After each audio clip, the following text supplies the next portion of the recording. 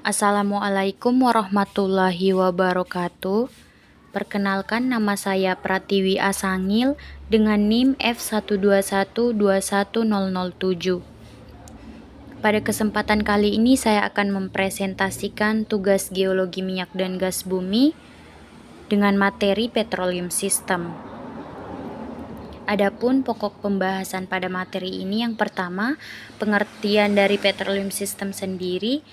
Yang kedua yaitu komponen petroleum system yang terdiri dari trap, seal, reservoir, migration, dan source. Petroleum system ini merupakan suatu sistem yang menerangkan mengenai unsur dan proses yang harus ada untuk mengetahui adanya hidrokarbon di bawah permukaan. Petroleum system juga merupakan konsep yang menyatukan beberapa elemen berbeda dan proses geologi minyak bumi yang merupakan kondisi di mana akumulasi dari hidrokarbon di bawah permukaan bumi dapat terbentuk. Berikut ini merupakan gambar diagram konsep petroleum system, di mana pada gambar ini terdapat generation atau proses awal di mana hidrokarbon terbentuk di dalam source rock atau batuan sumber. Proses ini terjadi dalam kisaran suhu tertentu. Misalnya pada gambar tersebut berkisar dari 120 derajat Fahrenheit hingga 350 derajat Fahrenheit. Kemudian ada migration, di mana setelah terbentuk, hidrokarbon akan bergerak atau bermigrasi dari batuan sumber ke tempat akumulasi. Jalur migrasi ini melewati lapisan-lapisan geologi yang memungkinkan hidrokarbon akan berpindah.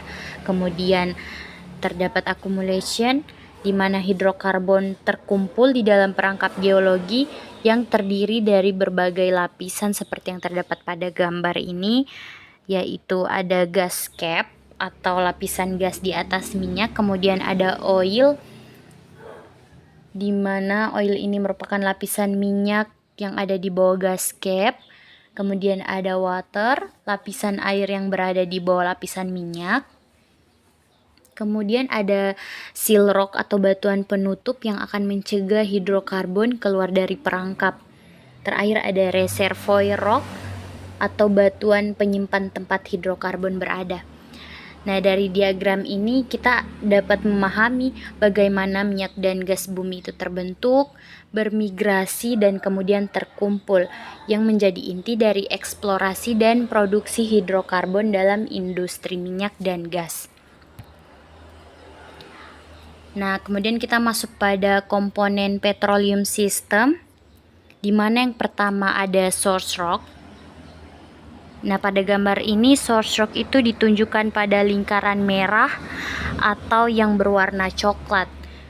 Nah, source rock ini adalah kelompok batuan sel atau batuan karbonat yang berwarna hitam hingga coklat yang memiliki kadar organik atau kerogen yang tinggi dan mampu menghasilkan migas.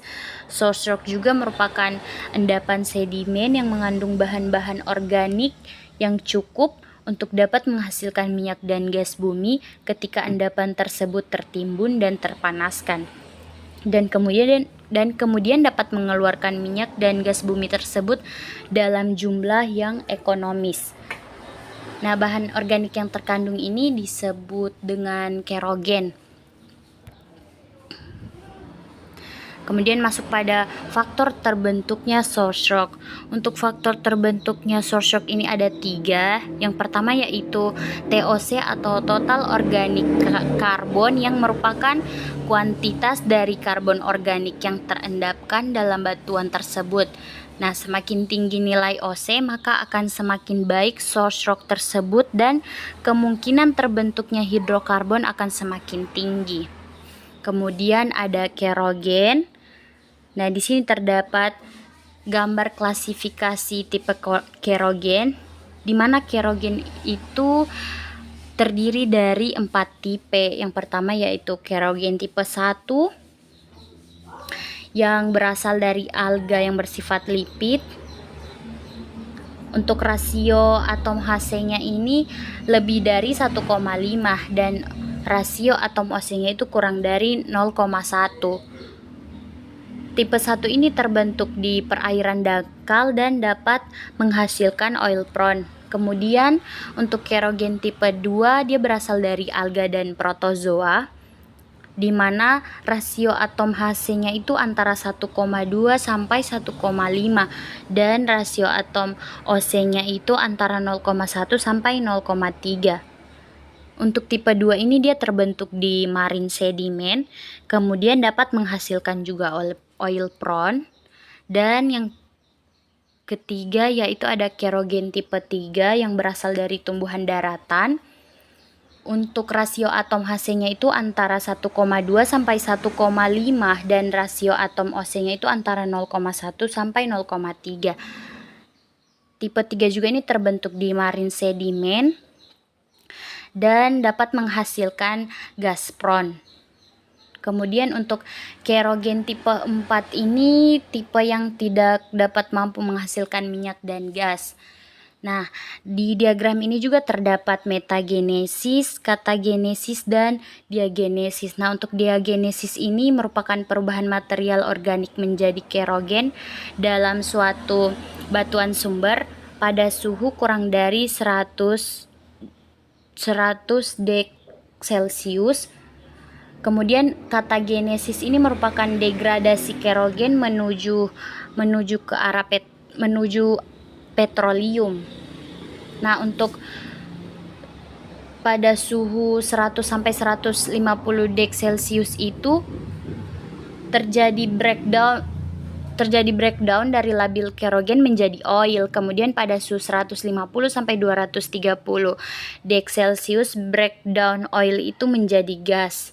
Nah, terakhir ada metagenesis, di mana metagenesis ini melibatkan temperatur yang lebih besar, yaitu di atas 230 deg Celcius, dan mengubah kerogen menjadi kristal karbon atau grafit seperti yang ada pada klasifikasi tipe kerogen ini. Nah, kemudian untuk faktor terbentuknya source juga ada maturity atau pematangan, di mana maturity ini adalah proses perubahan zat-zat organik menjadi hidrokarbon. Nah, seperti yang terlihat pada gambar ini, grafik pematangan batuan induk.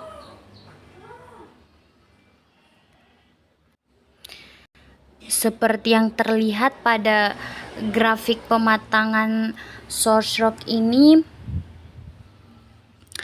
dapat terlihat bahwa minyak bumi itu secara signifikan dapat dihasilkan di atas temperatur 50 derajat Celcius atau pada kedalaman sekitar 1200 meter, lalu terhenti pada suhu 180 derajat atau pada kedalaman 5200 meter.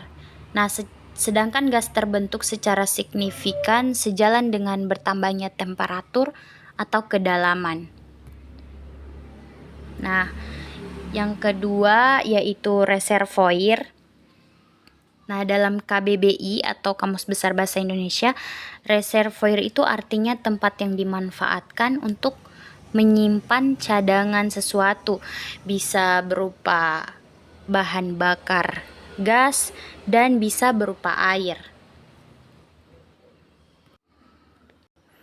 Nah, reservoir rock juga merupakan lapisan tempat akumulasi minyak dan gas yang menjadi target utama dalam eksplorasi dan produksi hidrokarbon.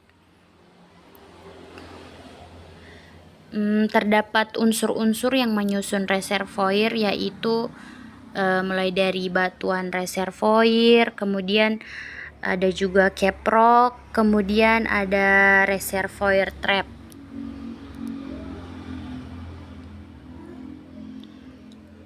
Nah, pada gambar ini reservoir rock atau batuan reservoir itu diwakili oleh permeable limestone atau batu gamping yang permeable. Nah, batuan reservoir ini adalah jenis batuan yang memiliki porositas dan permeabilitas yang cukup tinggi, sehingga mampu menghasilkan dan mengalirkan fluida seperti air, minyak, dan gas. Pada diagram ini juga, minyak dan gas itu terjebak di dalam batuan reservoir karena adanya lapisan batuan kedap.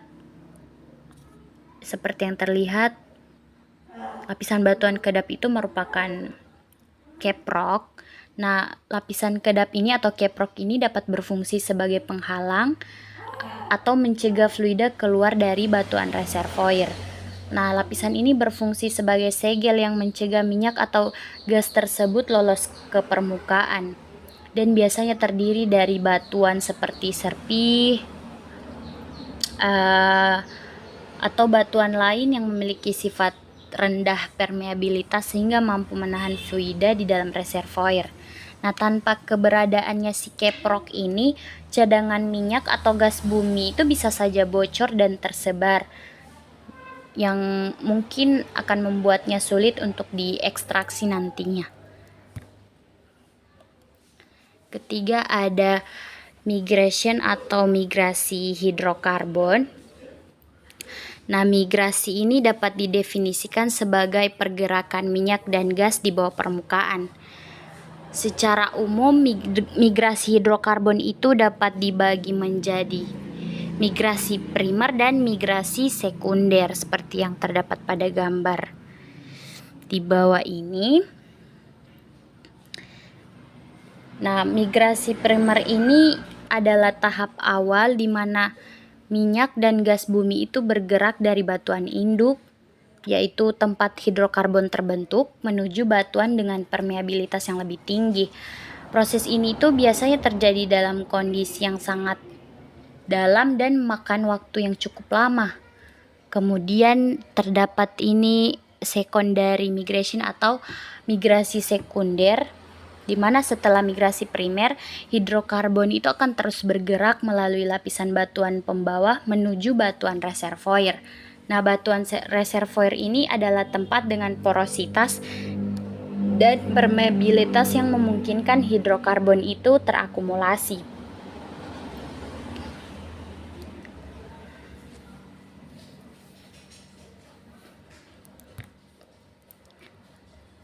Nah, ini jenis-jenis migrasi, yaitu tadi ada migrasi primer dan migrasi sekunder. Nah,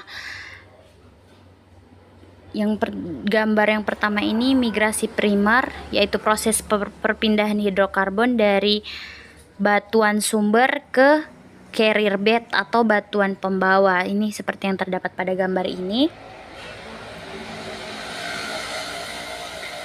Nah, di gambar ini terdapat lapisan-lapisan yang dinamai source rock dan carrier bed kan. Nah, untuk source rock ini adalah lapisan di mana hidrokarbon terbentuk dari material organik yang terjebak dan mengalami pematangan. Nah, dalam gambar ini kan lapisan terlihat jelas sebagai sumber utama hidrokarbon. Kemudian ada carrier bed, di mana lapisan ini bertugas sebagai jalur transportasinya hidrokarbon dari batuan sumber ke area lain seperti reservoir misalnya. Nah, batuan pembawa ini biasanya memiliki porositas dan permeabilitas tinggi untuk memungkinkan fluida itu bergerak. Nah, panah dalam gambar ini mengindikasikan bahwa jalur perpindahan hidrokarbon dari batuan sumber menuju batuan pembawa. Proses ini itu terjadi karena tekanan tinggi yang dihasilkan oleh kompaksi dari batuan sumber. Kemudian untuk migrasi sekunder adalah proses di mana minyak dan gas bumi itu bergerak lebih jauh melalui batuan pembawa dari batuan sumber menuju zona jebakan atau akumulasi. Nah, berdasarkan gambar ini kan migrasi sekunder itu sudah sangat terlihat jelas melalui jalur perpindahan hidrokarbon dan lapisan carrier bed itu menuju ke akumulasi. Nah, ini sudah ditunjukkan panahnya. yang keempat yaitu seal, di mana seal rock atau batuan penutup ini adalah batuan yang memiliki sifat impermeable atau sangat rendah permeabilitasnya sehingga mampu mencegah pergerakan fluida hidrokarbon ke atas atau keluar dari reservoir. Batuan ini menjadi elemen kunci dalam menjaga agar akumulasi hidrokarbon itu tetap terperangkap di dalam reservoir. Nah, pada gambar seal rock ini menampilkan struktur geologi yang menggambarkan peran si seal rock ini dalam sistem petroleum, di mana seal rock ini merupakan batuan impermeable atau dengan permeabilitas sangat rendah yang mencegah pergerakan hidrokarbon ke atas atau keluar dari reservoir. Contohnya itu adalah shale dan evaporite. Kemudian juga terdapat trap pada gambar 9, di mana trap ini merupakan struktur jebakan seperti anticline atau fault trap, di mana hidrokarbon ini terkumpul dan ditahan oleh seal rock. Kemudian ada reservoir, batuan dengan porositas dan permeabilitas yang tinggi, tempat akumulasi hidrokarbon terjadi. Nah, untuk source rock juga merupakan batuan induk tempat hidrokarbon organik, dan terdapat juga migration path atau jalur yang dilalui hidrokarbon dari source rock menuju ke si reservoir. Nah, pada diagram atau gambar ini menunjukkan bagaimana si seal rock ini melindungi hidrokarbon agar tetap terperangkap di dalam jebakan geologi sehingga sistem petroleum itu akan menjadi efektif.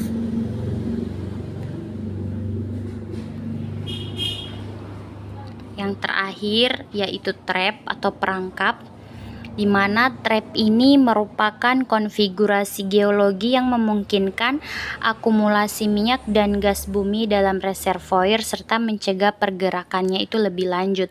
Trap ini bekerja dengan bantuan-bantuan penyegel untuk menahan hidrokarbon di tempatnya.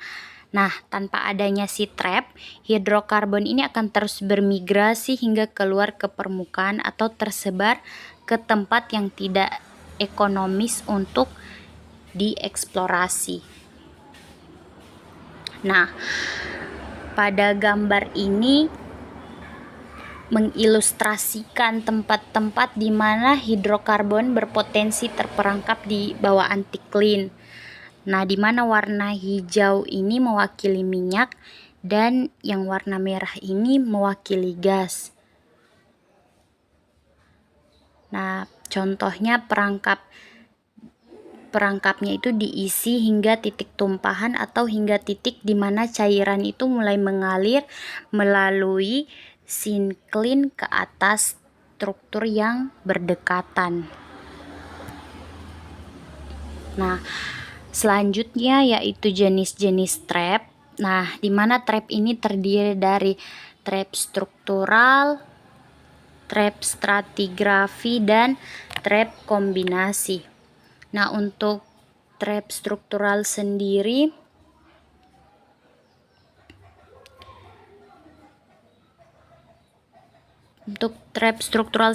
ini terdiri dari dua, yaitu anticlinal trap dan fault trap. Nah, anticlinal trap ini terbentuk akibat lipatan batuan sedimen yang membentuk struktur anticline. Nah, seperti pada gambar ini memperlihatkan struktur anticline di mana hidrokarbon itu cenderung terakumulasi di bagian puncak anticline. Itu pada gambar berwarna merah dan hijau, sehingga seal rock di atasnya itu dapat mencegah pergerakan ke atas. Kemudian untuk fault trap sendiri terbentuk akibat sesar atau fault atau patahan seperti yang terlihat pada gambar ini yang dapat menggeser lapisan batuan reservoir terhadap batuan yang impermeable. Nah, jika segmen batuan yang permeable ini bergeser ke arah batuan penyegel, maka hidrokarbon ini dapat terperangkap di dalamnya. Kemudian untuk trap stratigraphy terdiri atas 4, yaitu unconformity trap, pinch out trap, rift trap, dan sand-filled channel. Nah, untuk unconformity trap ini terdapat pada gambar pertama, di mana terjadi ketika lapisan reservoirnya yang lebih tua terpotong oleh ketidakselarasan seperti pada gambar berwarna kuning itu, dan ditutupi oleh batuan yang impermeable. Hidrokarbonnya itu akan terperangkap di bawah lapisan ketidakselarasan tersebut. Nah, yang kedua ada pinch out trap. Terjadi ketika lapisan reservoirnya itu menipis secara lateral hingga akhirnya hilang dan bersentuhan langsung dengan batuan penyegel. Nah, hidrokarbonnya itu tidak bisa terus bermigrasi dan akhirnya terakumulasi di ujung lapisan tersebut. Kemudian ada rift trap pada gambar di atas kedua. Perangkapnya ini terbentuk dalam struktur karang yang pori-porinya itu bersifat permeabel dan kemudian mampu menyimpan hidrokarbon. Biasanya dia itu ditemukan di lingkungan laut dangkal. Kemudian ada sand-filled channel. Perangkap ini terbentuk di saluran sedimen yang diisi oleh pasir. Nah, pasirnya ini diendapkan di saluran tersebut biasanya memiliki permeabilitas dan porositas yang tinggi. Kemudian ada trap kombinasi, di mana trap kombinasi ini merupakan gabungan dari trap struktural dan trap stratigraphy. Nah, pada gambar ini menunjukkan berbagai lapisan batuan dan susunan lapisan tersebut. Ini merupakan visualisasi dari perangkap kombinasi yang merupakan tipe struktur geologi yang menggabungkan beberapa mekanisme perangkap untuk mengakumulasi minyak dan gas. Sudah terdapat keterangannya. Untuk warna kuning itu merupakan batu pasir, coklat muda itu merupakan sel, coklat tua itu adalah batu kapur, kemudian hijau merupakan batu pasir atau sebagai batuan reservoir, dan biru ini merupakan minyak dan gas. Nah, perangkap kombinasi ini dapat menunjukkan bagaimana variasi struktur geologi seperti lipatan atau patahan itu dapat bekerja sama dengan sifat fisik batuan seperti porositas dan permeabilitas untuk menciptakan akumulasi hidrokarbon. Sekian presentasi saya pada video kali ini. Lebih dan kurangnya saya mohon maaf, saya akhiri. Assalamualaikum warahmatullahi wabarakatuh.